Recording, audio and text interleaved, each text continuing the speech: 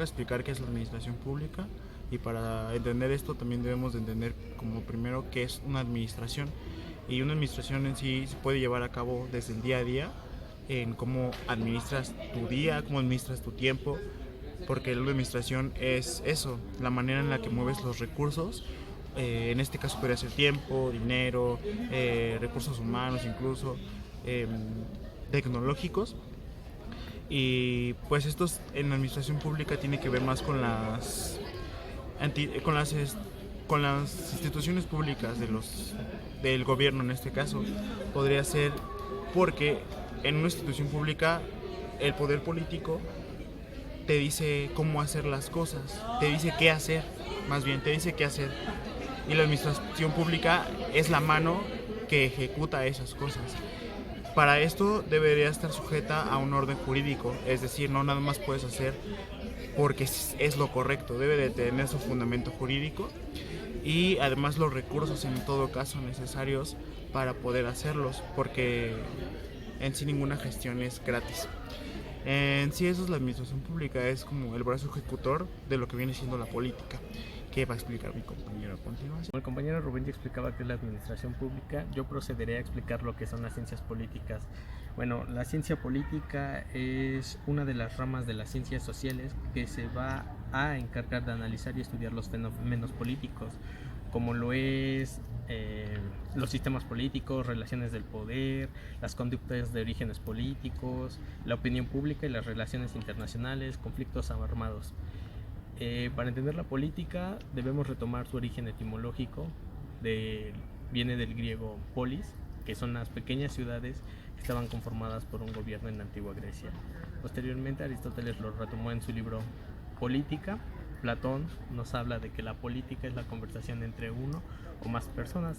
hasta que Weber es el que nos va a plantear que la política es la lucha del poder entre uno o dos personas o entre uno o dos grupos o asociaciones. Pero el poder la ciencia política se va a encargar de estudiar el poder que hay en un gobierno o en un sistema político. Continuando con la explicación de lo que es la administración pública, podemos ver un ejemplo claro y concreto en México, en lo que viene siendo cada una de las 17 secretarías que están expuestas en la ley orgánica de la administración pública.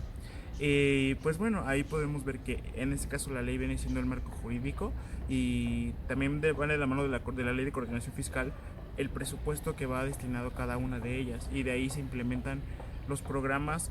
y o acciones que se van a realizar por parte de las mismas secretarías. En este caso lo podemos ver en un ejemplo muy concreto, por ejemplo con la Secretaría de Educación, que es la que se encarga de, vaya la redundancia, de la educación en el país. Entonces vendría siendo la administración pública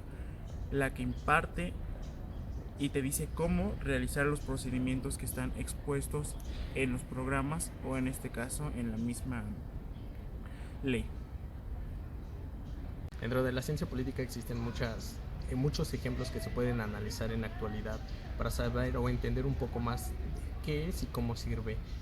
En la ciencia política podemos encontrar que es una ciencia multidisciplinaria que va a depender del derecho, de las relaciones internacionales, sociología,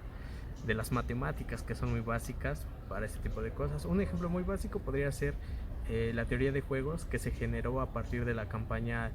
de las elecciones pasadas para el presidente de la República, donde con base a la estadística y a los modelos lineales que se pueden plantear, se determinaba que por cierta información Anaya sería el ganador de estas elecciones,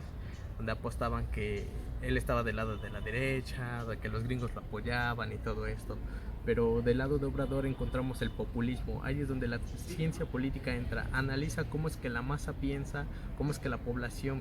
en ese momento enérgica, por el coraje que tiene por 71 años de dictadura política, quiere un cambio o una transformación de gobierno. Entonces la política aquí va a jugar muchos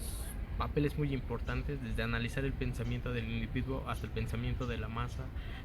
determinar cuáles son las vías para que el presidente actual pudiera ganar, cómo se llevó a cabo todo el marco jurídico, quiénes eran actores políticos principales que estaban jugando desde